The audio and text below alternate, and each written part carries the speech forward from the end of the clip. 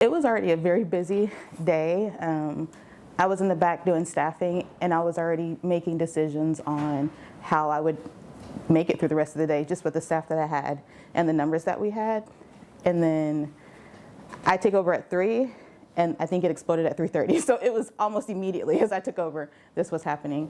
So it just kind of escalated things. You could see how scared they were because it's obviously very terrifying. There was a lot of fear in people's eyes, but also a lot of relief when they got here that they knew that they were going to be taken care of. Yeah, I was actually the administrator on call for the hospital. We rotate that through our executive team to make sure that we're able to respond to any type of events and support the team.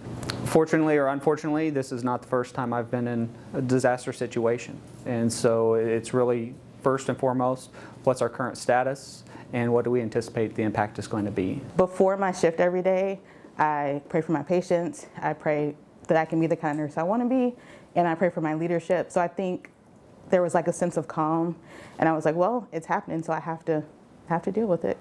And then we just went. There was a lot of anxious energy, but also a sereneness to the whole thing, a calmness.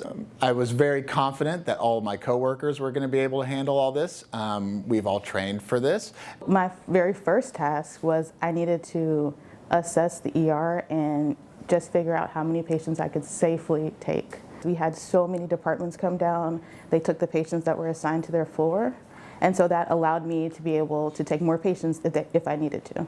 I think we were all mentally drained, pretty exhausted from the whole thing. But again, you know, I felt blessed to be able to help, be able to serve, because I think that's why we all do this. If you're not in it to do that, to better your community and to take care of people, make their lives better, then you're probably in the wrong business or you're doing it for the wrong reasons.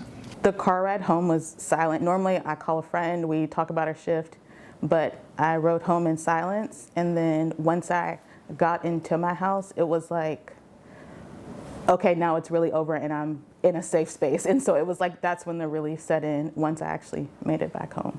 I couldn't be more proud. The team has drilled so hard to make sure that this is the best place to receive care. Oftentimes we're giving up so much of ourselves and our care team members for our patients and our community.